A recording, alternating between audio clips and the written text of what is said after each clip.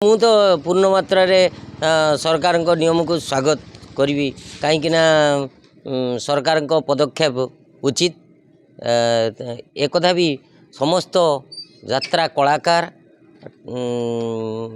ଜାଣିଯିବା ଦରକାର ଯେ ପ୍ରକୃତରେ ଆମେ ସମସ୍ତେ ମା ଭଉଣୀ ଭାଇ ଭାଉଜ ସମସ୍ତେ ଆସି ଯାତ୍ରାରେ ଏକାଠି ବସି ଦେଖୁଛୁ।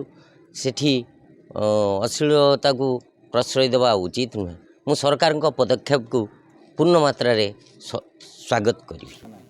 ନାଇଁ ଯାତ୍ରାରୁ ଲୋକ ମୁହଁ ଫେରାଉନାହାନ୍ତି, ଫେରାଉଛନ୍ତି ଯେଉଁ ଡ୍ୟାନ୍ସଟି ହେଉଛି ଆଇଟମ୍ ହେଉ କି ସମଥିଙ୍ଗ, ନହେଲେ ନାଟକରୁ କେବେ ବି ଲୋକ ମୁହଁ ଫେରାଇ ନାହାନ୍ତି। କାହିଁକି ନା ନାଟକ ମାଧ୍ୟମରେ ସମାଚାର ଲୋକଙ୍କ ପାଖରେ ପହଞ୍ଚାଯାଏ। ଏ କଥାଟା ପ୍ରାୟ ସମସ୍ତେ ଜାଣିଛନ୍ତି।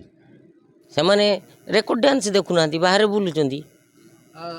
ନାଇଁ ଶୁଣନ୍ତୁ, ମୁଁ ତ ସେଇଟା ପର୍ଟିକୁଲାରଲି କାହାକୁ ଦୋଷାରୋପ କରିପାରିବିନି। ତେବେ ଏତିକି ଅନୁରୋଧ କରିବି ଯେ ନା ଏଭଳି ଅଶ୍ଳୀଳତା ପ୍ରଦର୍ଶନ କରି ବିଭିନ୍ନ କଳା ସଂସ୍ଥାରେ ଜଡ଼ିତ ଯେତେ ଗୁଡ଼ା ଯାତ୍ରା ପାର୍ଟି, କେବଳ ଗୋଟିଏ ପାର୍ଟି ନୁହେଁ, ଯେତେ ଗୁଡ଼ା ପାର୍ଟି ବଦନାମ ନ କରନ୍ତୁ। ସମସ୍ତଙ୍କ ଭାତ ହାଣ୍ଡି ଏଟା, ସମସ୍ତେ ଏଇଥିରେ ତାଙ୍କ ପରିବାର ପ୍ରତିପୋଷଣ କରୁଛନ୍ତି। ମୁଁ ଅନୁରୋଧ କରିବି ଯେ ନା ଅଶ୍ଳୀଳତାକୁ ପ୍ରଶ୍ରୟ ଦିଅନ୍ତୁ।